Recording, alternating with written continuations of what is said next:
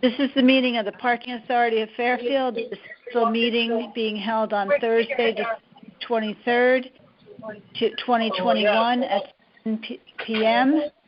The meeting is held via conference call bridge, and we will now have the meeting called to order. Great. Thank you, Eileen. This is Rich Fitzgerald here. As you said, I'll call to order the meeting formally here. I know we circulated the agenda. You circulated a couple of things just in the last couple of days, the agenda, and then this morning you actually circulated the meeting minutes for the benefit of the rest of our colleagues here. And just for, housekeeping item here, we do have two new board members who have recently joined us, and I want to personally welcome everybody, and we look forward to your input on this board. And it's Mike and Adrian who are on the line with us. I know there's another fellow board member, David Bothwell, who's not able to attend this evening, but I am also joined by Greg Alpern, who's also the longest standing Parking Authority board person, I believe, of all of us here. But we do welcome the both of you to our board and look forward to your input. So thank you. Thanks, Rich. Yeah. And as soon as you have my medal, I would appreciate you sending it to my house. Thank you. Definitely. Checks in the mail, Greg, as always. Next agenda item here is just something we like to get out there, and that's really just our meeting minute dates for 2022. Eileen, do you want to just give us a quick update? Hey, Rich, I think we got to approve the minutes from last meeting. I sincerely apologize. I'll make a motion to approve those meeting minutes. I had personally no comments to the minutes that you circulated earlier the last 24 hours, Eileen, so I'll make a motion to approve those meeting minutes. All in favor, Second. Say aye. Second. That's by Greg Alpern. Okay. That's Greg Alpern. That's second. And Adrian and Mike, did you approve them as well? Yes. Okay. Great. Motion is passed there for the record. Now, just going back to the meeting the meeting dates for 2022. Historically, we have always met the last Thursday of each month. Eileen, do you want to just give a quick update on those dates, just so folks can have them, put them in their calendars and kind of put them out there, just so we have proper planning. So I'll turn it over to you.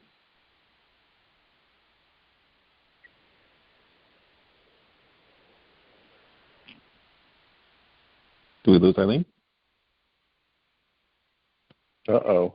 Sorry, no, I'm here. I had myself on mute. Okay. In the past years, the meeting was at 7:30. This past year, we've done more of the meetings at 7 p.m. We can make that change, and this would be the time to make it a permanent change if you want for the year. We could always go back to 7:30 at a later time. But I wanted to just find out that first. Are people in favor of staying at 7, moving it, or keeping it at 7:30? I mean, I'm fine anytime. Yes, 7 o'clock is fine for me. Sorry, Greg, what were you going to say? I said I'm fine. 7 o'clock works for me. Mm-hmm. 7 is fine with me. And great. 7 is good as well with me. Okay. So excellent. Why don't we assume that all meetings in 2022 will be at 7 p.m., and if we have an issue, then that will be our regular board meeting. If we have an issue and we move it to 7:30 or we move it to another night, it becomes a special meeting. But if it's at 7 p.m. on the dates that we're going to set, then it's considered a regular meeting.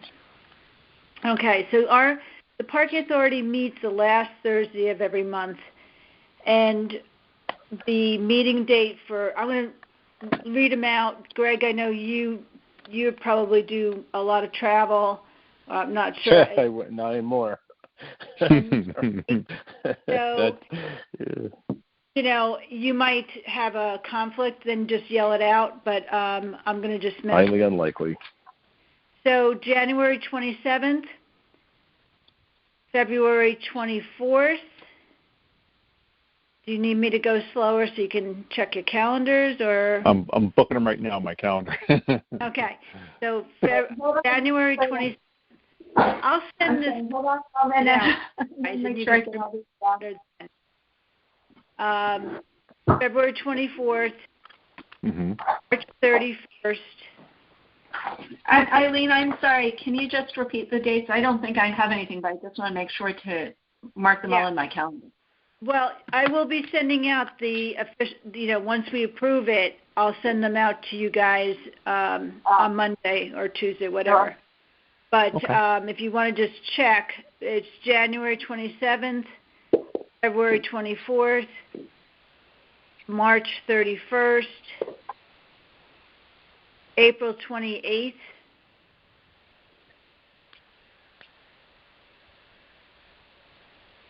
May 26th. May 26th? Mm-hmm. June 30th. July 28th. August 25th. September 29th. October 27th. Now for November, the last Thursday is Thanksgiving. So if we did it the week before that, it would be November 17th.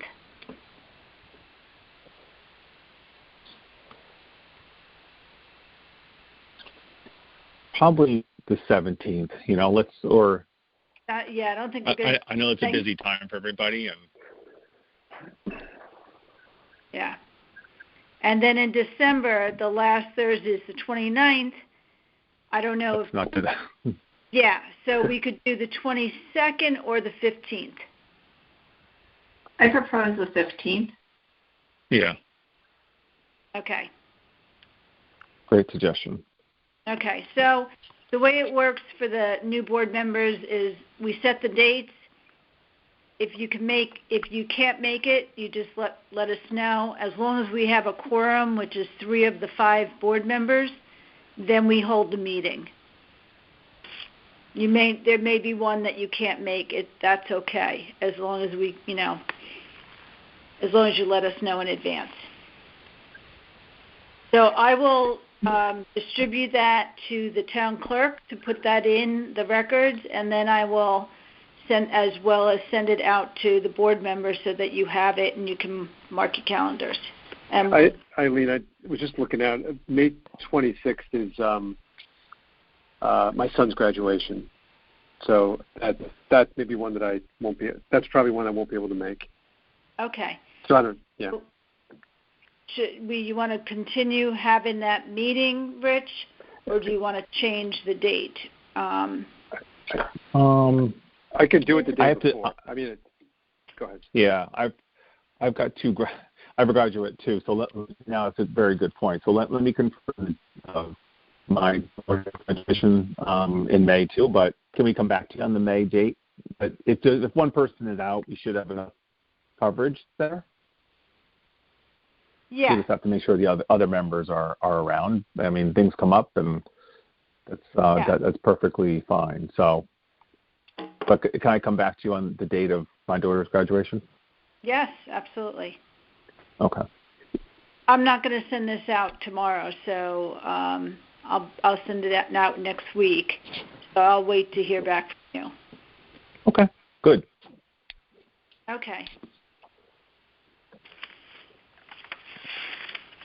Thank you. Item here, Parking Authority, the office report. Eileen, do you want to give us a quick update on the permits and some of the other items that you've been working on over the last few weeks for us? Okay. So permits, we've sold 17 permits in December. And Jude, I can give you this information in person as well. 17 in December, 14 of which were at Fairfield. Our total for the fiscal year, we've sold 1,900 plus permits, which is down about 100 or so from last fiscal year and down 250 from the prior year, which was the non-COVID year.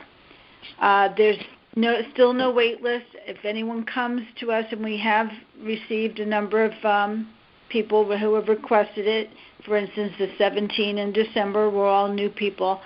As soon as they come to us, we issue them a permit. And regarding parking, you'll see that today there was very few people, about 80 cars at the stations, and that's been kind of the case this week. It's been very slow. I think in part it's holidays, but I think more of it is that a number of companies have told their employees to, work from home around for at least the next couple weeks while the virus is kind of running a little bit rampant in Manhattan. So we have seen a decline in parking. In December, we had averaged about 350 cars per day at the two stations. 315 were at Fairfield and about 40 a day at Southport, which is still better than where Southport was in the past. And since the 15th, it's been lighter. Moving on to the station house update. Eileen, just on that, we added new board members to the graph that Mackenzie prepares, or does that go out every day? I think almost every day. But, I'm sorry, Rich, you're cutting in and out for me, and so. Sorry. We added two that Mackenzie prepares or maybe just twice a month, sending to both of them. Greg, I believe you may receive it too, but just see what the trend is for the parkers, just so they have a good sense of what utilization of the lot looks like. Yes, she's been sending it, I think, the 1st and the 15th of the month, or the 15th and the 30th. I'm not. So I know she sent it out to everybody the other day. So hopefully everybody got that. And you can see we started tracking that when COVID first hit. That graph is, we use that from the LPR system that we have. As it drives through, it reads the plates, and it does the counts, and then it takes a little finagling to get that report out, because she's got, whether it's Chris or Mackenzie or if I do it, you have to look at all the reads and make sure there's no duplicates, or sometimes it will even pick up as a read a string of numbers on the dumpster. So you have to kind of go through and make sure it's clean, what you got, and come up with the counts per day. And then that report gets sent out to the state, DOT, who had requested that we do counts since the beginning of COVID. And they use that data, I think, in conjunction with the Metro North data, ridership information they're getting to determine how to best accommodate commuters.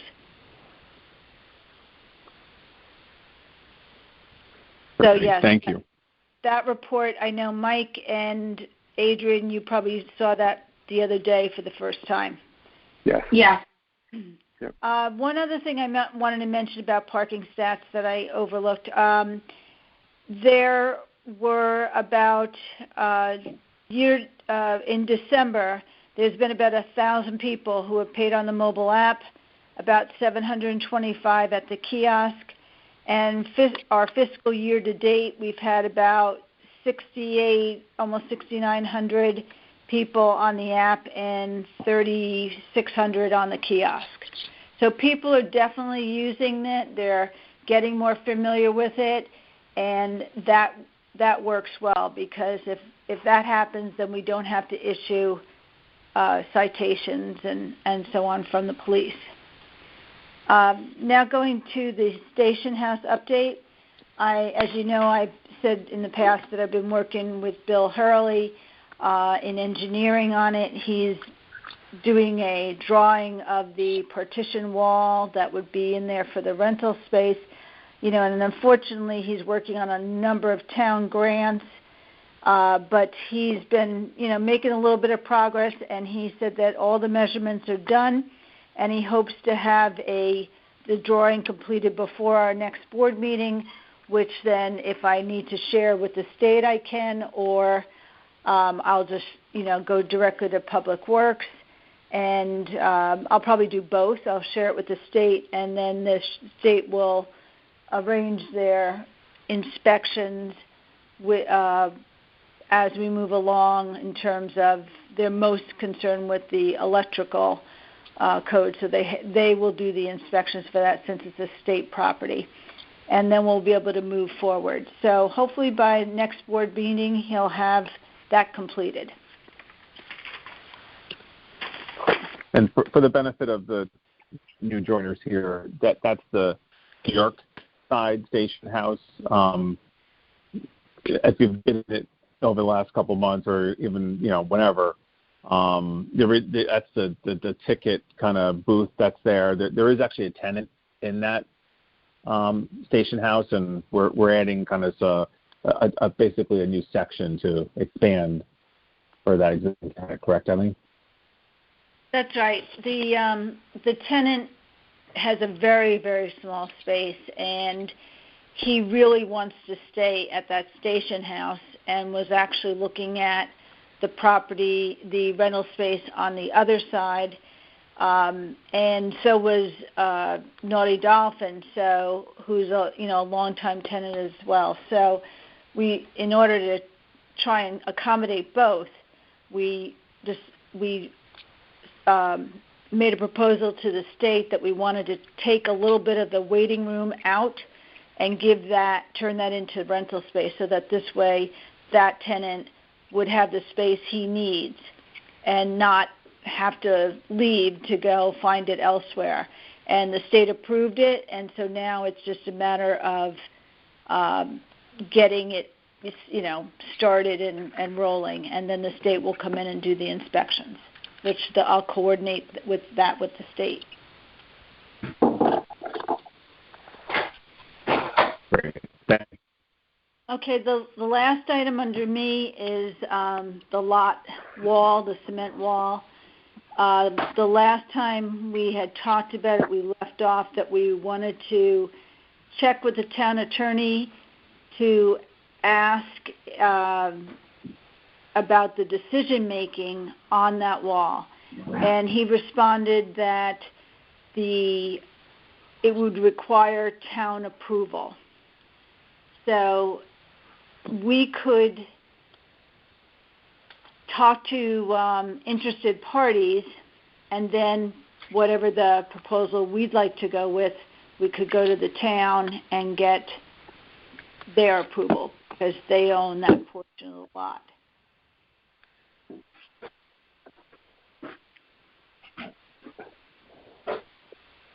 An additional background for everyone. This is the wall that sits kind of directly opposite the station house on the New York bound side. It's a cement wall through the years, there have been some, folks who have presented and come up with ideas to potentially put a mural on that wall. This is not something we've been advocating, but others have come to us with ideas. So just full disclosure, there is a lot of what I would call red tape to go ahead with something like this, and so more to come on this. But I don't think this is something we've been advocating per se, but we did have someone over the last few sessions ago come to us with their ideas and thoughts. So. Is the thought to paint? I mean, that's a big wall. I was looking at it the other day. I mean, it's sizable. I mean, again, I don't know if you know all the details, but is the thought that they want to fill that entire wall or a section of it? Have they provided any level of detail about how much of it, to what extent they want to create, paint a mural on that, and then I know we still don't know what the it is, right? That's something that hasn't even been discussed, correct? Yes, it's a very large wall, and you had a very good points there. They came up with a couple of examples that they've done in other types of parts of Connecticut and other parts of the state where they have actually done murals. So this was just one of the vendors that came in and presented their ideas to us. So there's a lot more work that has to get done in that area. We had questions about maintenance and, right, insurance and disruption to existing, folks. So, but we reach out to our town attorney, Jim Baldwin, for his thoughts about how, if we were to proceed with this, just, what are the steps involved here? Well, and then the other thing, and I'm sort of smirking as I say this, but now that I'm in this position, I'm noticing things I maybe didn't notice before, but I've seen where the graffiti, somebody could reach a certain height, and the gray squares that are painted over the graffiti. Where would they start it? Would it be high enough that it's unlikely that graffiti artists would get to it? Or, like you say, the maintenance of it. Just it's chock full of exciting issues to discuss. That's for sure. Murals are becoming an increasing phenomenon. All throughout the country. I've gone on a couple of tours of murals, one in London and one in Phoenix, so one outside the country. And I haven't seen much issue with graffiti on any of the murals I've seen. People seem to good. Respect them. So I'm not suggesting that I know that it wouldn't be defaced, but I'm not sure how much an issue it really is. That's good. Mm-hmm. No, it's a good point. I agree. Yep. And this is thing that we will continue to reach out to the appropriate teams and colleagues of the town and other areas for feedback. But it's more just to brief everybody that this has been a topic, and it did come back, and Eileen's been doing a little bit of research on the side for us, just to we're hearing out some of the ideas. But there are tons of themes that could go on that wall, and I don't know if it's up to us to decide that, and I think that's what Eileen is saying. But it is a way to enhance potentially the space. It's not something that we were advocating, but it's an idea. Yep. So what I was thinking is maybe the next step is for me to reach out to those parties who had expressed interest in the past and see if they're still interested. And if there is more than one interested party, maybe do like a little request for a proposal and identify some of the things that we need to hear from them on, and that would cover some of those things you all were just talking about, and then get the proposals, talk about them at the board meeting, choose one of the proposals and have then go to the town to discuss that, or something along that line. But clearly the first step is to go back to those parties that had expressed interest, and we had said that at that time we weren't going to do anything with it at that point.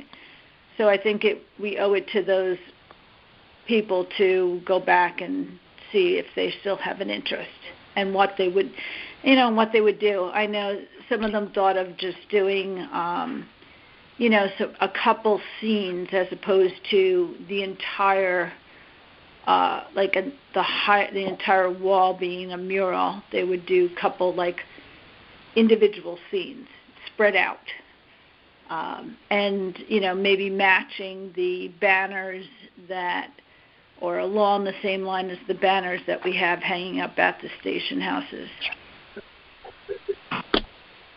So if if that is the way that the board would like to go, then I can look them up, probably after the first of the year.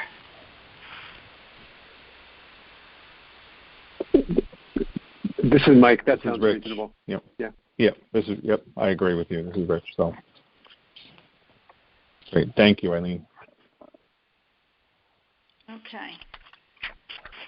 So now the next section is, I didn't take your fuel, Rich, but the executive session. So what we'll do is you have to call it into executive session. I'll stop the recording, and then we can go from there. Great. I'll make a motion here to go into executive session. Second. All in. Okay. All right. Okay. Public session has resumed at 8:11 p.m. And now no votes were taken during the executive session, and we are now in public session. I'd like to make a motion to award executive compensation. Okay. Someone has by to Rich second Fitzgerald. it. Second by Rich Fitzgerald. All in favor, say aye. Aye. Aye. Okay. So that is the last item on our agenda. Unless you want to vote to add something further to the agenda, you can move on to adjournment. Okay, great. We're going to move on to adjournment. I will make a motion to adjourn the meeting at 8:12 p.m. Seconded. Mike. Okay, great. All in favor? Aye. Aye. Okay. Excellent. Thank you, everybody. Have a safe and wonderful holiday season here, and Happy New Year.